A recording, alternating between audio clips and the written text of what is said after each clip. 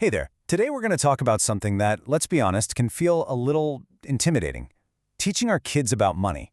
But what if I told you this secret to building a solid financial future for them wasn't some big, complicated lecture? What if it was something small enough to fit in their pocket?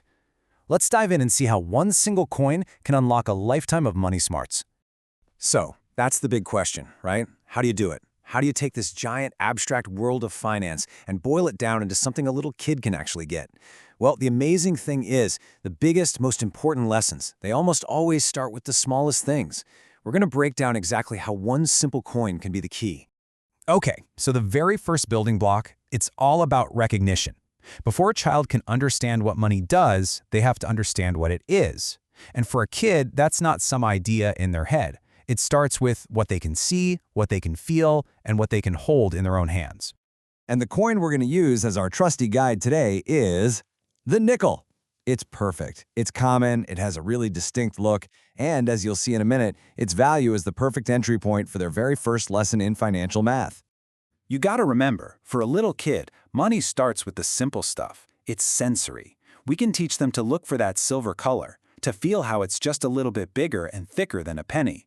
This is what makes the whole idea of money real. It becomes something they can literally get their hands on. And here's a fantastic little trick to make that recognition really stick. A little rhyme. Something catchy like this is so effective. It's fun, it gets stuck in their head, and it connects the coin they're holding directly to its name and its value. It basically turns a lesson into a fun game. All right, so they can spot a nickel from a mile away. What's next?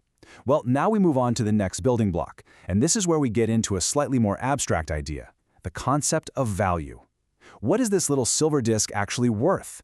Simple, right? A nickel is worth 5 cents. But the real goal here is to hammer home that connection between the word nickel and the number 5. This is what teaches a child that different coins aren't just cool things to collect. Each one has a specific job, a specific value attached to it. And this is where their little brains make a huge leap in understanding. It's the idea of equivalency. You're showing them that one single object, this nickel, has the exact same power as 5 other objects, all those pennies. This is such a massive concept. It's their first taste of the idea that value can be shown in different ways, which is, that's the foundation for literally all money management down the road. Okay, so they've got the basics down. They know what a nickel is, and they know it's worth 5 cents.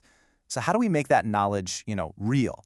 The absolute key is to pull it out of the abstract and bring it into their world through fun stories and games. For a kid, numbers don't really click until they're part of the fun. Check this out. Think about it like a little story. Imagine there's a kid named Penny, and she wants to buy a cup of lemonade that costs 5 cents. Now, she's only got 1 penny in her hand. She could run around trying to find 4 more pennies, or she could realize that the one single nickel in her pocket has the exact same power to get her that lemonade.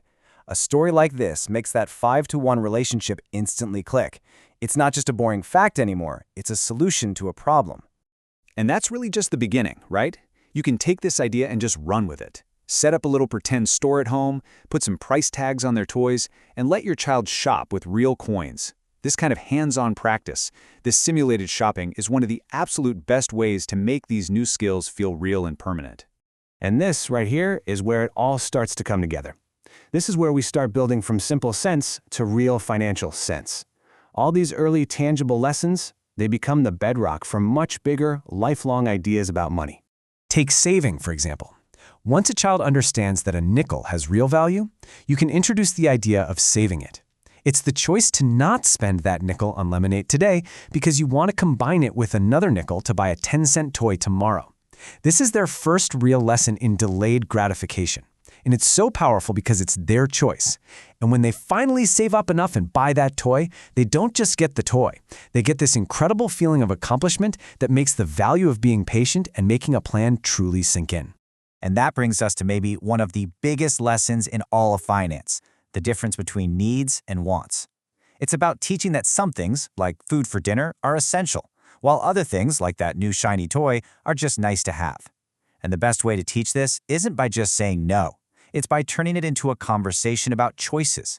You can say, we need to buy groceries this week, so we can't get that new toy right now. But you could choose to start saving your allowance for it. See? It frames it not as a parent saying no, but as their first lesson in budgeting and setting priorities. So let's just zoom out for a second. That one simple act of learning to identify a nickel, it just blossoms into this whole world of understanding. A child goes from just recognizing a coin to understanding why we even have money in the first place. They start to learn these core ideas like saving and budgeting. And what they're really doing is building a strong foundation for financial health that's going to serve them for their entire life. It all starts with one small, simple step. So whether it's just finding a nickel together, telling a little story about it, or setting up that first piggy bank, what's the first financial block you're going to help your child lay?